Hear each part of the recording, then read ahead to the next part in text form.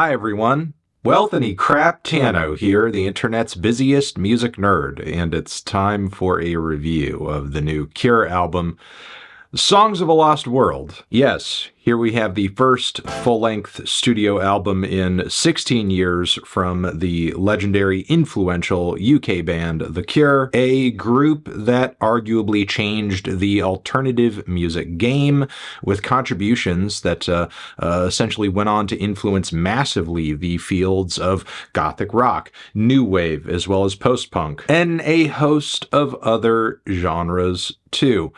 Truth be told, few bands truly have it all in the way that The Cure does. Influence, a signature sound, a large and versatile discography, as well as hits that have such intense popularity that they transcend the band itself. I mean, Friday I'm in Love? Come on. You're lucky as an artist if over the course of your career you achieve one of these things. And over the course of 3 decades, Robert Smith and company essentially gained so much cred and staying power that they were essentially able to call it quits more or less in the late 2000s. After dropping a couple of records whose biggest problems were really just kind of featuring some dodgy mastering and production, even if these records were far from The Cure's best, in retrospect, there was something kind of wild and liberating about how raw their sounds were. Plus, some of the song ideas were certainly less harebrained than the bland guitar tones and ill-fitting arrangements that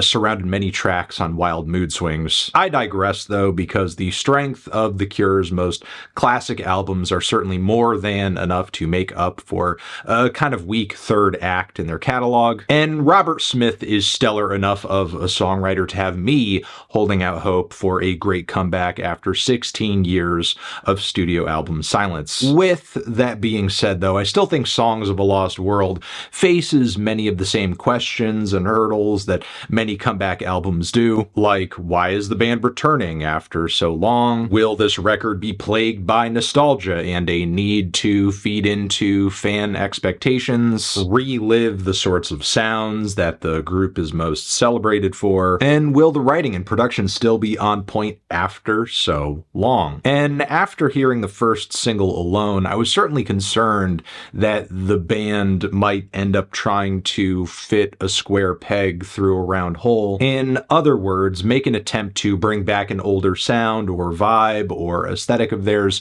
with production that felt stiff and lifeless and artificial, maybe even plain. Because while Alone itself I don't think is a bad song at its core, still though, the airy synth chords rigidly changing back and forth in the background of the track are just so boring. The ultra distorted, heavy, crunchy bass guitar sticks out like a sore thumb, and the drums are crisp and harsh to the point where that gated sound and presentation that they have is just grating. I mean, The Cure wouldn't be the first band to miss the mark when it comes to trying to bring back the sounds and aesthetics of the 80s, something weirdly that a lot of newer underground goth artists who are obsessed with the past kind of do better. But yeah, there was something about the sound of this track that to my ears came across kind of stale, as well as unflattering. Thankfully, this track though is maybe the worst offender in the track list, followed up very closely by I Can Never Say Goodbye, whose monolithic layers of guitars and synths are just so mushy with compression. But across the board, I will say generally, I think the sound of this album could have been better. It could have been richer and more vibrant in a way that actually brings the mournful intentions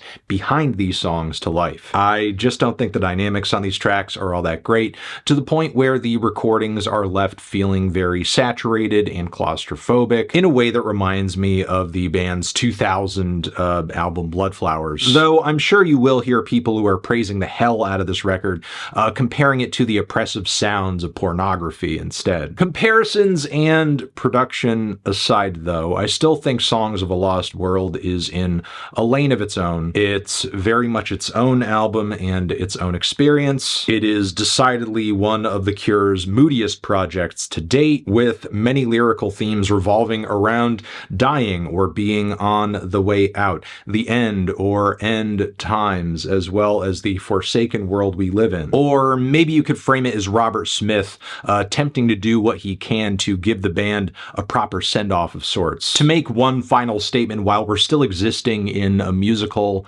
and cultural paradigm in which their sound and influence is relevant, there are tracks where these feelings of impermanence and the world moving on without you are really at the forefront, alone, like I mentioned earlier. There are others where these feelings are maybe playing second fiddle a little bit more, but are still impacting the narrative and vibes of the song, like on the following And Nothing Is Forever, which comparatively is one of the hookiest and most whimsical songs on the entire record, or really a love song of sorts, even if it's not overtly romantic in tone. But it's really a track about needing these feelings of care and connection during a time when you feel like the end is near, or the world you once knew is dying and fading away. Meanwhile, A Fragile Thing is all about mourning the loss of a love that was broken or got off track, and essentially there's nothing you can do to get it back or fix it, as attempts to reconcile just leave things feeling kind of fake and unfulfilling. Which, I mean, you could even read this as a commentary of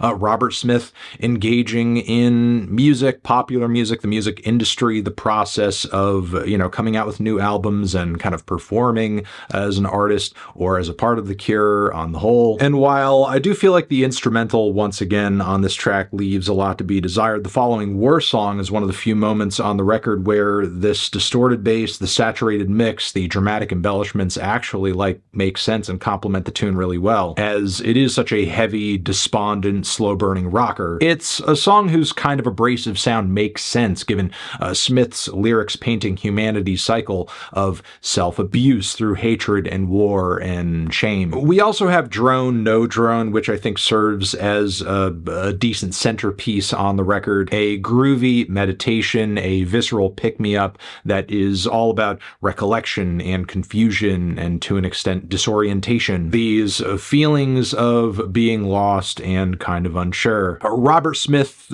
tries his best to just paint a picture of a mental haze of sorts, and I think the instrumental captures that relatively well, even if the aesthetics of the song are kind of dated, because those synths and grinding bass and wailing psych guitars are certainly on fire. I think, though, this album's somewhat nostalgic sound is given a bit more purpose in its final moments, like with the track All I Ever Am, where Smith describes in the lyrics of the song engaging in this weary dance with age. And among other things, this track is just packed with regret, as well as ghosts and memories that are just haunting him to the point where he feels like, you know, this is all that encompasses him. The record fittingly ends off with the massive and lengthy end song, which musically and emotionally comes across like a funeral procession, a dirge that marches off into the unknown, with lyrics about one's hopes and dreams and youth essentially just being erased by time. And the dismal feelings around this are personified perfectly by Smith's just absolutely heart-wrenching vocal performance, as well as the bleak, airy, and droney palette of instrumentation hanging in the background that's reminiscent of early Cure releases like 17 Seconds. But yeah, I would say overall, I feel like this record's somewhat weak start is made up for by a pretty strong finish. And while sadly this comeback record is sort of plagued by very meager, flat production that really could have used more balance, more nuance, more dynamics, the sound is still mostly there, and these shortcomings don't necessarily take away from the quality performances, songs, lyrics, and thematic focus across the record. And all of these things coming together still put the album over the finish line pretty handily. So yeah, while I didn't exactly find this album mind-blowing, I don't think I would place it in like a top 5 of Cure albums for me personally. Still, it is rare that you get comeback albums that are this good, as well as cohesive, which is why I'm feeling a decent to strong 7 on this one. Transition, have you given this album a listen? Did you love it? Did you hate it? What would you rate it? You're the best, you're the best. What should I review next? Hit the like if you like. Please subscribe and please don't cry. Hit the bell as well. Over here next to my head is another video that you can check out. Hit that up or the link to subscribe to the channel. Anthony Fantano, The Cure, Forever.